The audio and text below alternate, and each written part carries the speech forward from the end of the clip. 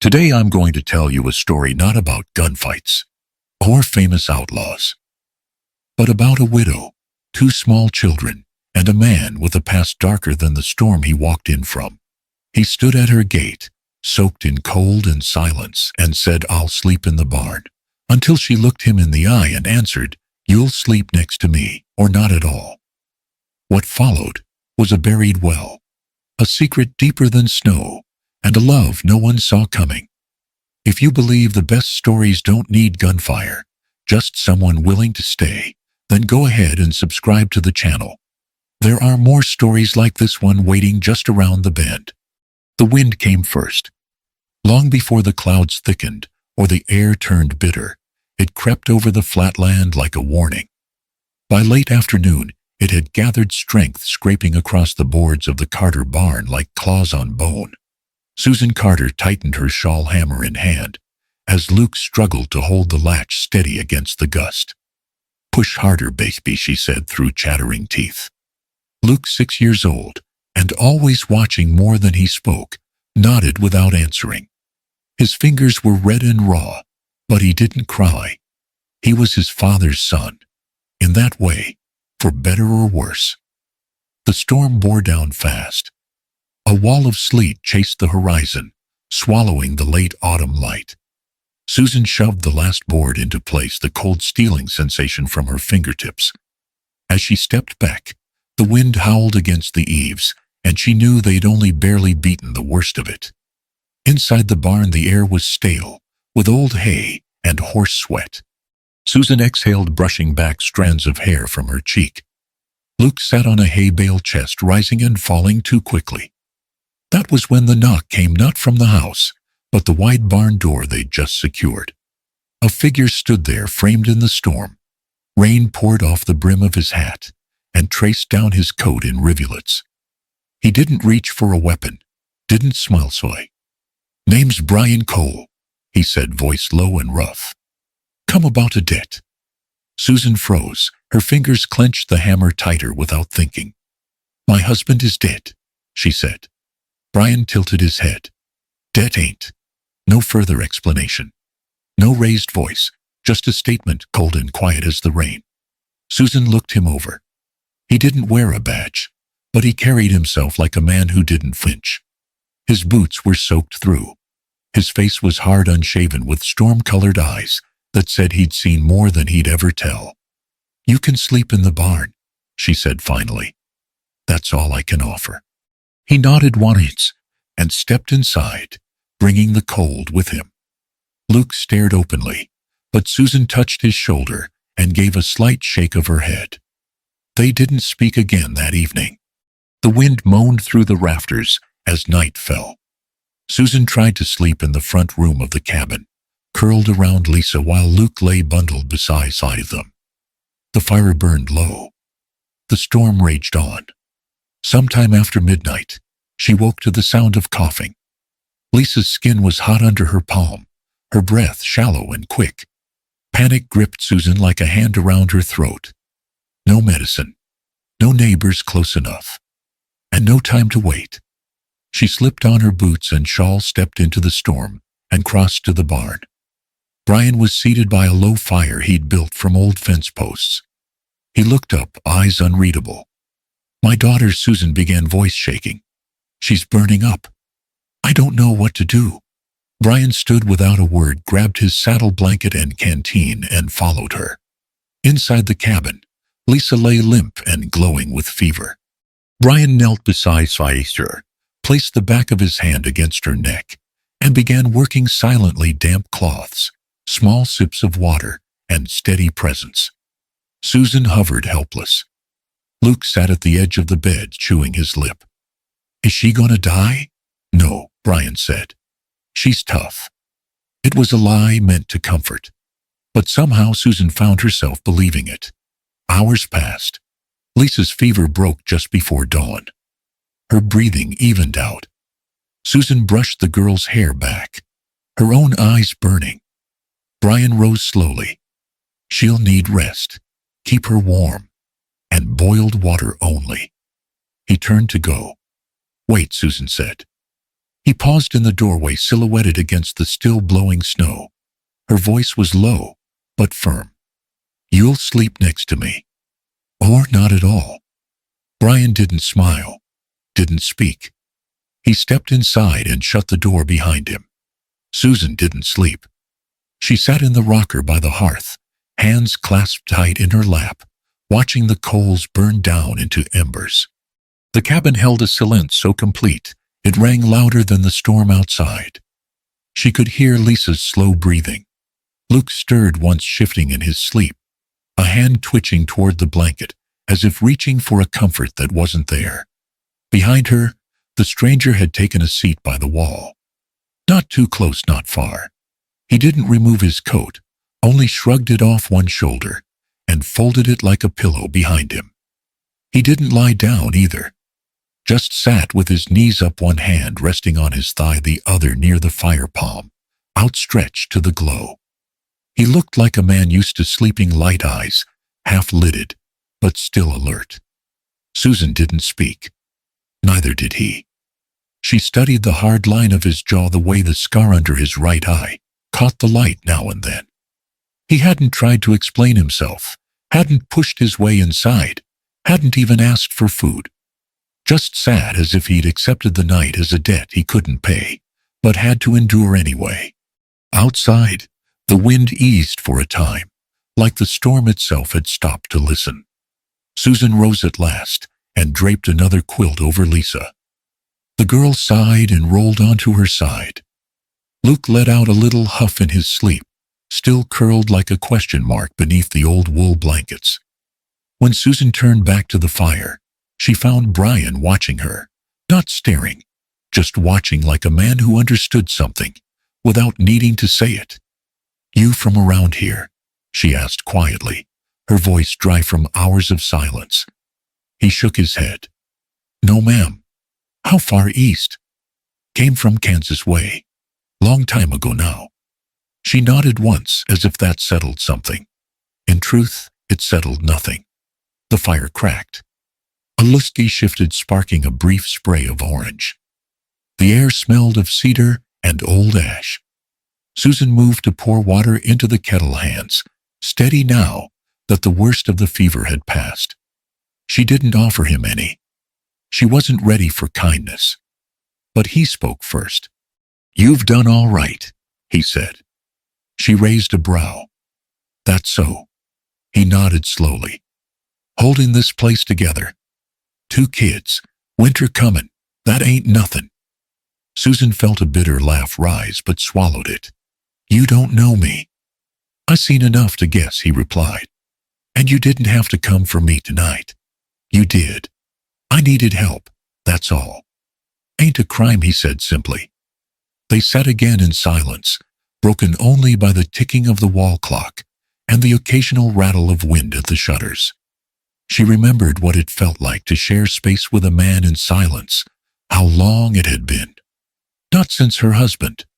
And even then, the quiet between them had always been loud with judgment. This was different. Not peace, not yet. But something quieter than fear. Brian leaned his head back against the log wall. His eyes closed but didn't stay that way. She wondered how long it had been since he truly slept. Something about the lines on his face suggested years of unsettled nights. "You can use the cot," she said finally. "It's better than the floor." He opened one eye. "And where'll you be?" Susan tilted her chin toward the children. "I stay with them." He hesitated a moment, then nodded, pushed himself up slow, like every joint had learned to expect pain. When he lay down, she waited for some shift in the room, some feeling that the dynamic had changed, that letting him stay was a mistake. It never came. Instead, she watched him breathe, steady, measured. A man who didn't need to dominate the space around him, but who still seemed to carry its weight. He was asleep before she turned away. Susan curled beside her children again, pulling Lisa close. The fever had left sweat on her brow, but her skin felt cool now, normal. Luke murmured something in his dream and tucked a hand under his chin. She closed her eyes, not to sleep, but to rest in the fact that for tonight, they were safe. The storm had begun to lose its teeth. The wind, though still bitter, no longer howled. Snow fell now in soft hushes, blanketing the world beyond the walls. Susan imagined the barn door creaking again, the first time she'd seen Brian's silhouette against the sleet. It struck her now how strange it was, not the way he appeared, but the way he'd stayed. She had let him. That realization lodged in her chest like a splinter. She hadn't meant the words the way they sounded. You'll sleep next to me or not at all. It wasn't seduction.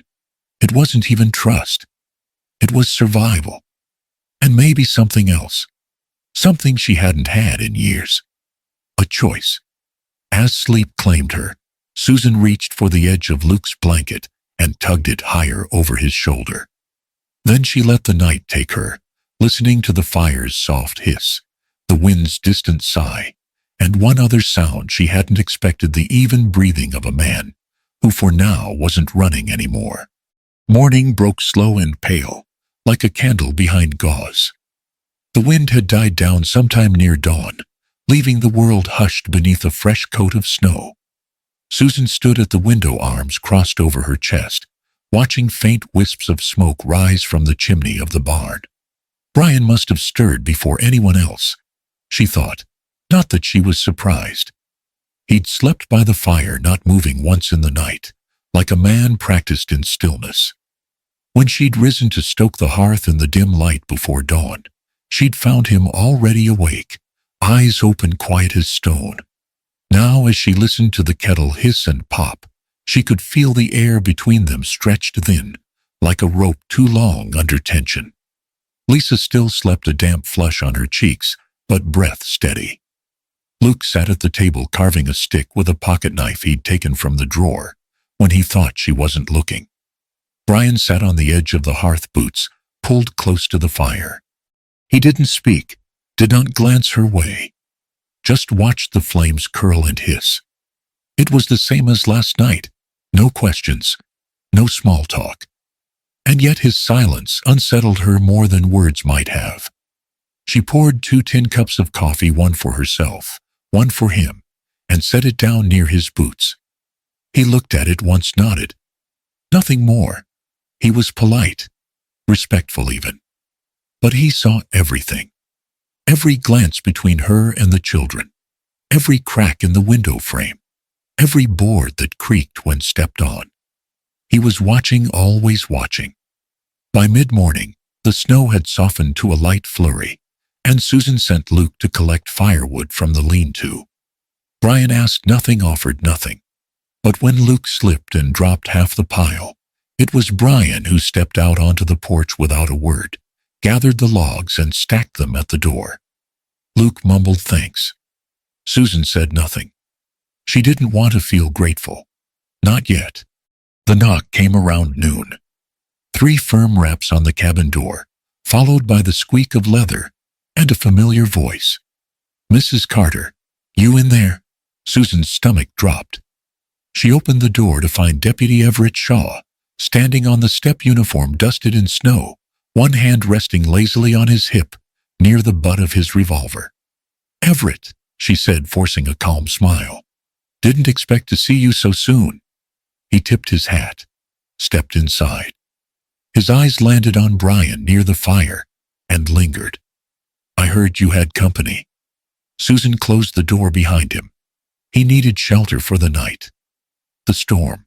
Shaw glanced at her, then at Brian again. That's so. Brian stood, calm, unhurried. He didn't speak, just offered a nod, then took his cup of coffee and walked to the window, giving them sighs. Shaw watched him go, jaw tight. "You know who that is?" Susan folded her arms. "A man passing through. Said he came about a debt my husband owed. You believe him?" "I didn't say I did." Shaw stepped closer, voice lower now. "His name's Brian Cole. Used to run with the Dutton gang out of Missouri. Robberies, extortion. Word is he's been working for loan sharks the past few years. Disappears into the hills after he's collected." Susan stiffened. And you came out here to tell me this? Why? Because I care what happens to you. He paused. I meant what I said last year. Offer still stands. She looked at him long and hard. You came here to warn me, not to propose again. No, ma'am, he said, stepping back. But you ought to know who's sleeping under your roof. She didn't answer. Shaw gave Brian one last glance, then tipped his hat to Lisa, who'd just stirred on the cot, blinking at the visitor. He left without another word. When the door clicked shut, Susan looked at Brian. He hadn't moved, just stared out the window, mug still in hand. Is it true? She asked quietly. He didn't turn. Most of it. Which parts aren't? The important ones. She didn't ask further. Didn't need to. Not yet. That evening, as Susan folded linens near the fire, she saw something that made her breath catch. Lisa had toddled over to Brian, cradling a small brass locket in her tiny palm. She held it out to him, and he took it gently, crouching to her level. What's this? He asked, voice softer than Susan had ever heard it. Lisa opened the locket with small fingers. Inside, a faded photo of a young woman, Susan unmistakably, but beside it wasn't her husband. It was someone else. Brian's brow furrowed faintly. He looked up at Susan but didn't speak. Just closed the locket, handed it back to Lisa, and stood. His face was unreadable. Susan turned away, a flush rising in her chest. She hadn't meant for him to see that. Hadn't even known Lisa still carried it. The next morning, while Susan swept the porch, Luke came running from behind the barn. Mama, he whispered, breathless. He buried something. Her heart jumped. What? Behind the barn? I saw him. Dug a hole. Put something in it. Susan wiped her hands on her apron, heart thudding against her ribs. She waited until Brian took the horses to water, then crept out back. The snow was light here, just a thin dusting. And sure enough, the dirt had been turned over. Fresh. She crouched, fingers numb, and brushed it aside. A cloth bundle. She opened it slowly and found nothing but food scraps. Bones, potato peels, dried crusts of bread. She let out a breath she hadn't known she was holding. Still, the knot in her chest didn't ease. She stood, brushing snow from her skirt, and looked toward the horizon. The clouds were thick again. Another storm brewing, maybe. Or something worse. Dawn broke with a pale glow that diffused through the frost-laced windows, bathing the cabin in a dim, merciful light. Susan stood at the threshold of the porch, breath clouding in the cold air, her gaze fixed on the distant ridge, where the horses grazed under the watchful eye of Brian. Snow drifted upward in lacy spirals, settling softly over every surface. It was a silence so complete, it echoed, and with it came a shiver of dread she could not shake. Susan retreated inside, wrapping her shawl tighter around her shoulders. Luke lay at the foot of her bed, dreaming fitfully. Lisa nestled beside her, cheeks still rosy from fever. Her heart pounded. Something in the land beyond the window seemed to be watching. She set about lighting the fire, hands steady, but her mind racing. She had survived this long by keeping secrets buried as deep as this territory's frost, but secrets had a way of surfacing, especially when ghosts came calling. A knock at noon shook her from thought. Susan pressed a finger to her lips, easing Luke awake and guiding him into the next room. Brian was already standing by the door, tall and silent. Susan opened it slowly. There, hemmed by blowing snow, stood Randall Brixby, her late husband's brother. His face was pale under the brim of a mud-spattered hat, eyes sharp with purpose. Randall, Susan said, voice controlled. What brings you here? He stepped inside without being invited. His boots left footprints on the rug. The scent of cold and ambition lingered. The land, he said. I'm here to claim it. I'm your nearest kin. Susan felt the floor tilt under her. She closed the door behind him and gestured to the hearth, but he dropped beside it, glancing at Brian as though measuring strength.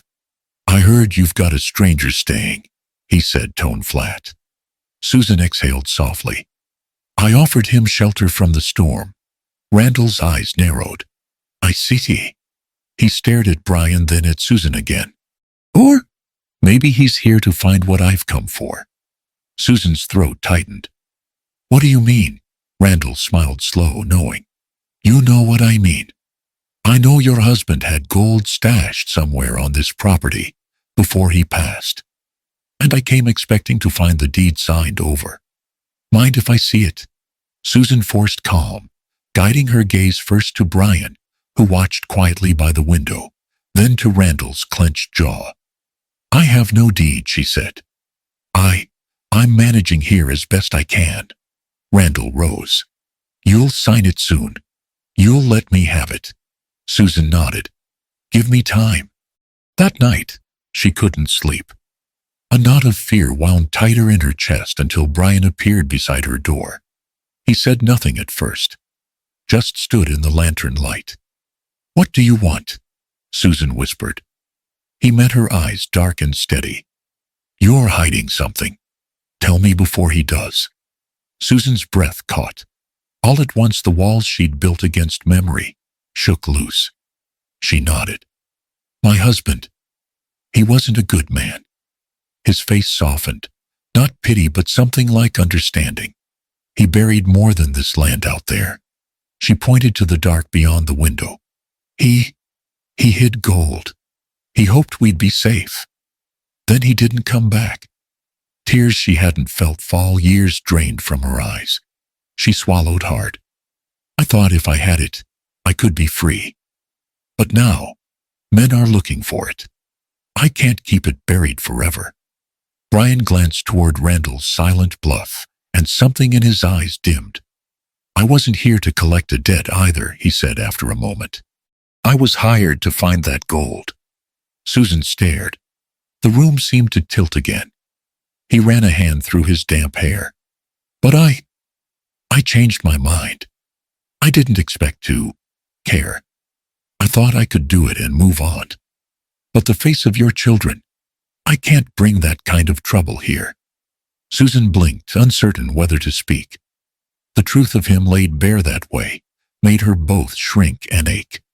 Outside, snow was falling again. The wind buffeted the cabin grate with whispered threats. Susan rose and moved toward the window. He'll take it all from me, she said softly. Leave us with nothing. Brian joined her silent for a long beat. Then he placed a gloved hand over hers, warm. I'm not leaving, he said. Susan turned to him, seeing not an outsider, but something more. A storm passed, a man with haunted past, footsteps choosing to stand next to her for something deeper than gold. The fire in the hearth crackled its orange glow, carving patterns of light and shadow across the cabin walls. Susan stood near the hearth, hands pressed together, throat tight as ice in a kiln of emotions. Outside, snow drifted quietly. Inside, the heat of candlelight barely quelled the tremor in her voice. She heard Randall's voice first, then urgent, cutting through the stillness like an arrow. You won't last through the winter without signing, he said, pacing on the rug. Give me the deed, or I'll take the children. Susan's heart lodged in her chest at his words. Luke looked up from his game of matches on the floor. Lisa curled in on herself as if trying to disappear. Susan rose, clearing her throat. You can't threaten my children. They're not part of your bargain.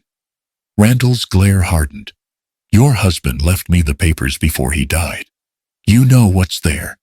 Susan's vision blurred with the dancing flames. She held the kettle's edge for support. I said I didn't have them. Her voice cracked. Randall's laugh was sharp. Time's up. Late that night, the wind howled outside. Lisa lay fevered again, breaths rough with coughs. Susan hovered, hands wet cloth pressed to her daughter's brow. The candle sputtered, casting her face in desperate half-light. Brian was beside her, kneeling, gentle as a lamb. Wet rag. Soft voice, murmurs meant to soothe skin and spirit. I need a moment, Susan whispered. Brian nodded. I'll be outside.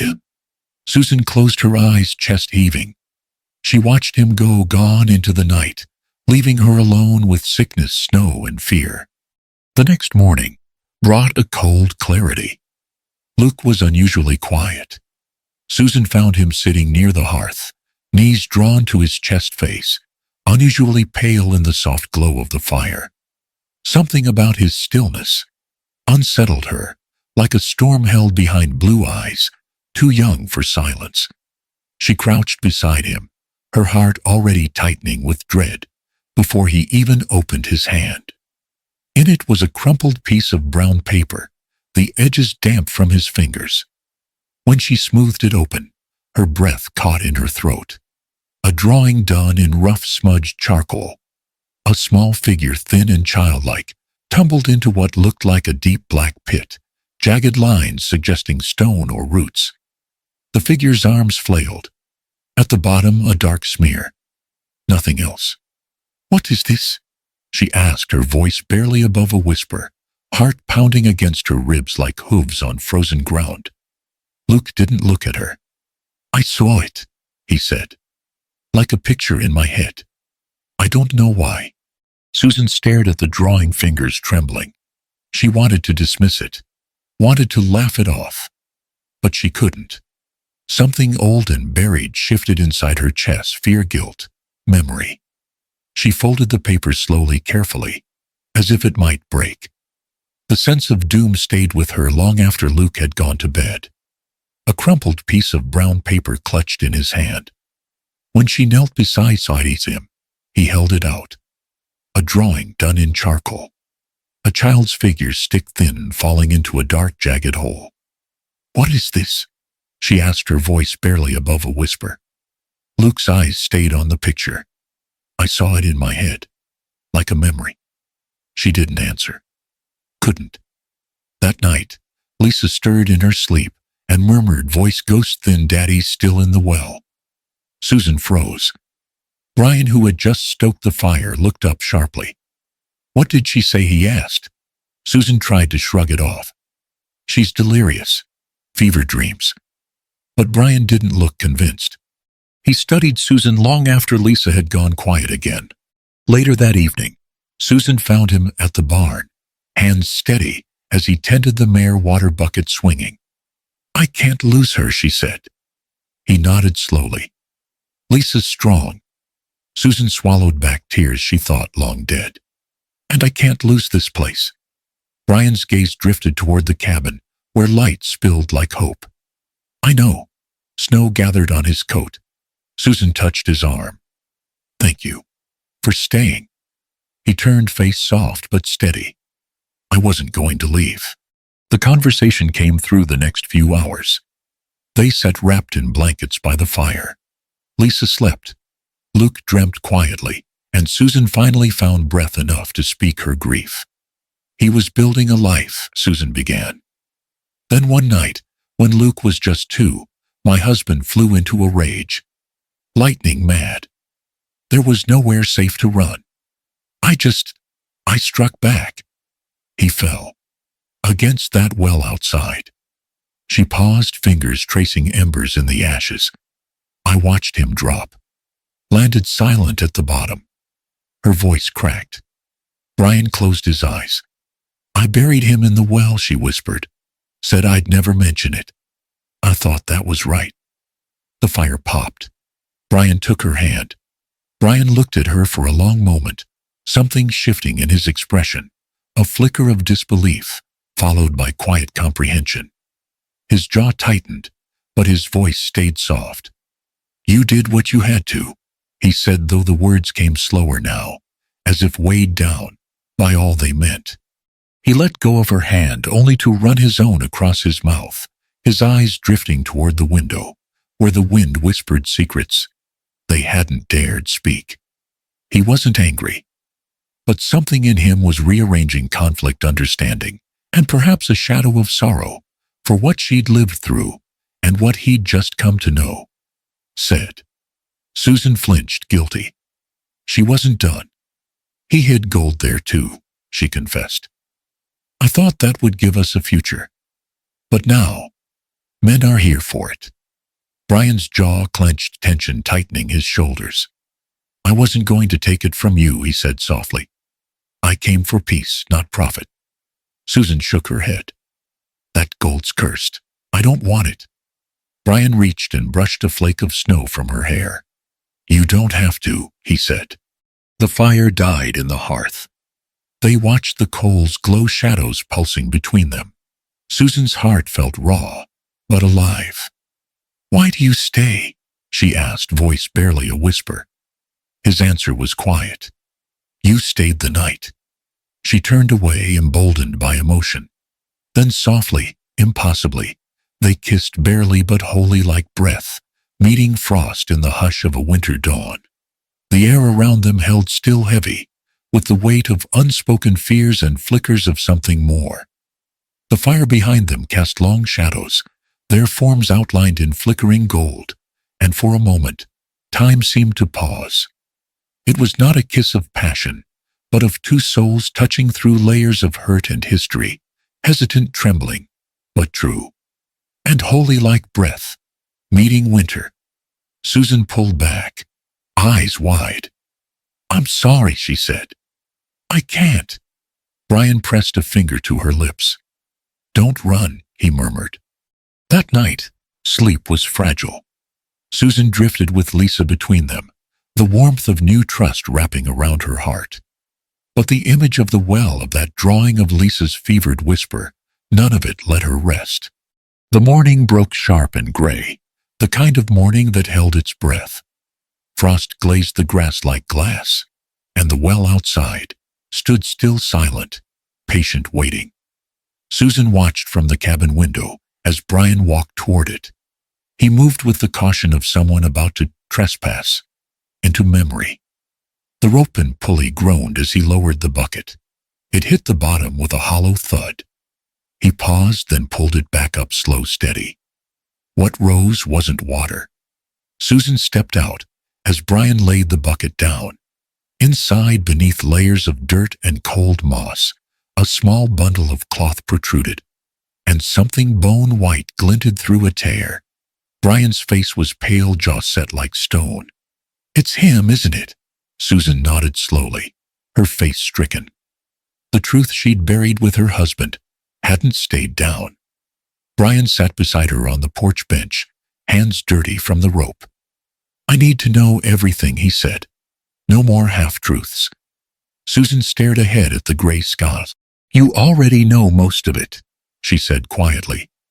What you saw confirmed what I told you. I didn't lie. Brian didn't speak right away. His expression was unreadable, somewhere between understanding and disbelief. Just then, a creak sounded from behind the barn. Brian stood, eyes narrowing. Stay here. He rounded the corner, and there stood Randall, crouched low, still as a fox caught in the act. I knew it, Randall hissed. You killed him. Susan stepped forward, trembling. It was self-defense. Randall laughed, stepping closer. Law won't care. Townsfolk even less. But we can keep it quiet. All I want is the deed. Sign the land over and I keep my mouth shut. Brian stepped toward him. You try to blackmail her again, and you'll regret it.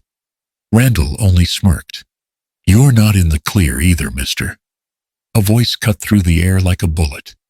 Hands where I can see them. Deputy Everett Shaw rode up, pistol-drawn, badge glinting under the early light. Susan froze. Randall raised his hands. Brian didn't move. Shaw dismounted, walking with the weight of a man who knew too much. I got a warrant for Brian Cole, he said. Accusation of theft and fraud out of Dakota Territory. Susan blinked. What Brian didn't deny it. He held Shaw's gaze. That was a long time ago. Law doesn't care how long, Shaw said, glancing at Susan. He's wanted. And now maybe more. You aiding him, Susan? She didn't know, Brian said quickly. Shaw's eyes narrowed. Then let's not make it worse. The wind picked up. Susan looked between them. Randall's gloating grin, Shaw's steady aim, and Brian's calm acceptance. No, she said, you don't understand. He's done more good than anyone. He saved Lisa, protected us. You think that matters less than a mistake 10 years gone? Shaw hesitated, jaw twitching. Brian raised his hands slowly. If you're taking me in, let me say goodbye to the kids. Shaw didn't lower his gun, but he nodded once. Susan's heart cracked as Brian walked past her, quiet, resolved. But in his eyes, there was still fight. And Susan, she wasn't ready to let him go. Not now. Not after everything they'd faced together. The truth had come to light, and it wasn't done burning yet. Brian sat with his wrists bound, snow clinging to his boots, the steel cuffs cold against his skin. Deputy Shaw rode beside him, silence heavier than the storm building above the ridgeline. The trail toward the county seat had vanished under fresh snowdrifts, and the lanterns barely cut through the white haze. We'll freeze if we keep on, Shaw muttered, finally, pulling his horse to a stop beside the old ranger outpost. We stay the night. Brian didn't answer, but the weight in his chest shifted. It wasn't hope. It was timing. One night might be enough. Inside the outpost, as the fire cracked low, Brian sat hunched on a wooden bench, eyes locked on the dancing flames. Thoughts of Son, of Luke, of little Lisa burning with fever gnawed at him. Guilt twisted under his ribs like a blade. He had come for gold, for payment. And now he would have given anything just to protect those kids. Finally, he spoke. Let me go back, just for tonight. Shaw looked up slowly. So you can run? Brian shook his head. So I can stop a man who won't. Randall means to take them. You know it. Shaw's jaw worked. His fingers tapped against the grip of his pistol. The wind howled outside. She'll shoot him if she has to, Brian added, but she shouldn't have to. A long silence passed between them. Then, with a sigh that sounded like resignation and respect, both Shaw unlocked the cuffs. Be back before dawn. You don't run, I don't shoot. Brian met his gaze. I'll come back. After this, I've got nothing else to run from. Night cloaked the homestead in ghost light. Brian approached, silent and slow, boots muffled in snow. The barn loomed dark, the windows of the cabin lit gold like lanterns in a sea of white. Then he heard it. Randall's voice, furious, breathless. You think this is over? I'll take the girl. I'll raise her to hate you. Brian moved faster. On the porch, Susan stood between Randall and her children, her shoulders squared, revolver shaking in both hands. Let her go, Susan said. You're not touching them. Lisa whimpered, clinging to Luke's side. Randall tightened his grip. Then the shot rang out, raw, loud, final. Randall dropped to his knees, howling. Blood soaked through his coat. Brian reached her just in time to catch the revolver as it slipped from her hands. Susan was shaking, breath ragged. I had to, she whispered. He wouldn't stop. Brian nodded and dropped to bind Randall's wound. The man cursed him weakly, face pale, eyes rolling. Behind them, Luke had pulled Lisa back inside. The boy's hands trembled, but he locked the door behind them. Moments later, Shaw arrived, his rifle raised but not aimed. What the hell happened? He asked. She shot him, Brian said simply.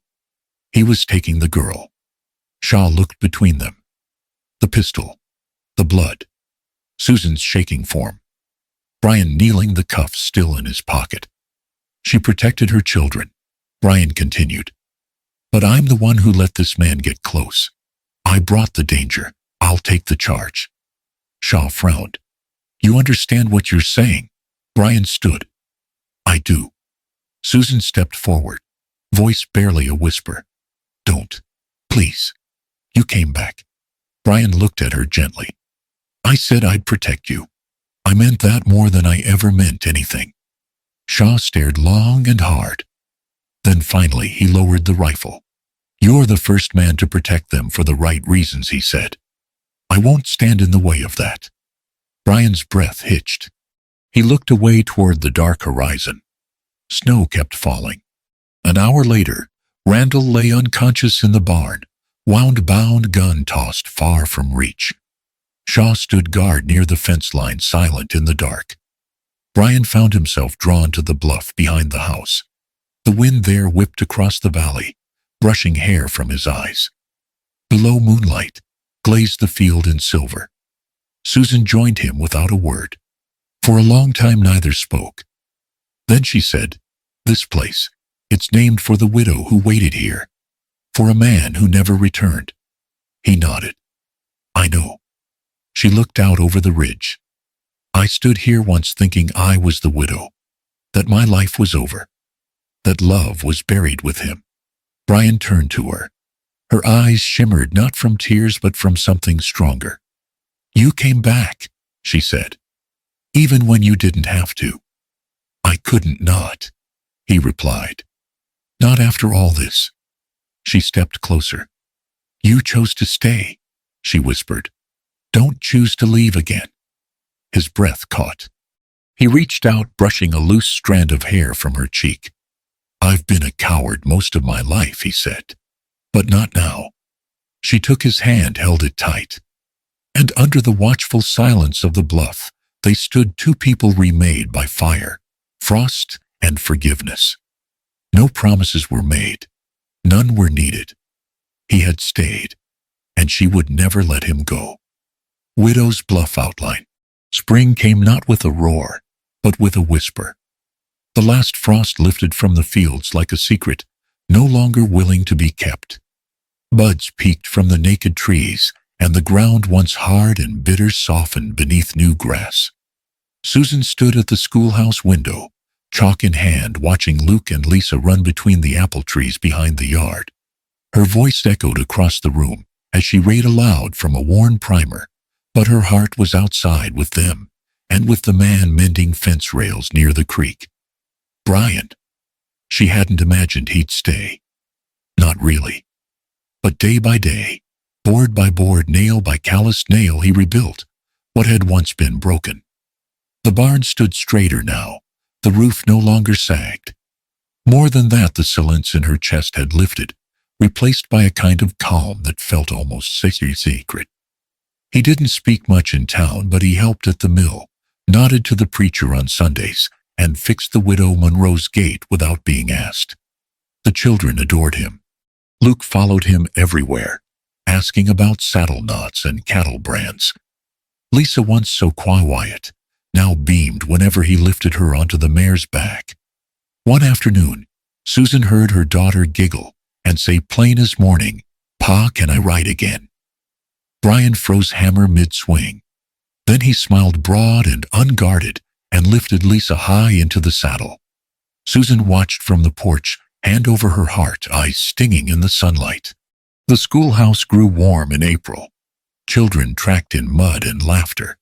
Susan taught with sleeves rolled and hair pinned loose, her voice steadier than it had ever been. Her old life felt far away, like a story half remembered. The well had been filled, the past laid to rest. Some days Brian walked her home, boots quiet on the dirt path. He never rushed her, never pressed. He was simply there, an unspoken promise beside her. One evening, as the sun dipped behind the cottonwoods, they sat on the porch watching the sky bloom pink and yellow. "You think it'll last?" she asked. Brian shrugged and looked over. "We've lasted. Maybe that's enough." She turned to him. "I used to think safety was something someone else gave me. A man, a house, a bank account." He said nothing, only watched her. "But now I think it's something you build, slowly, together." He nodded once, then reached over and took her hand. Sunday came with bird call and warm biscuits. Brian saddled the mare while Luke packed a basket. Lisa wore the blue ribbon Susan had sewn into her braid. They rode to Widow's Bluff. The wind was soft, the sky wide and kind. From that height, the whole valley stretched below, green and golden and full of promise. Brian spread the blanket. Susan laid out bread and jam. The children tumbled on the grass, their laughter rising like church bells. She leaned against him, eyes closed. "Some folks came here chasing gold," she said. "Some came with revenge." Brian didn't speak, just brushed his thumb over her knuckles. She smiled. But the rarest ones, they stay for love. He looked down at her eyes warm. I stayed, he said. I know, she whispered. And for once the past did not echo. Only the wind moved, and the tall grass bowed gently, like even the land was grateful. There are those who come to the frontier seeking fortune.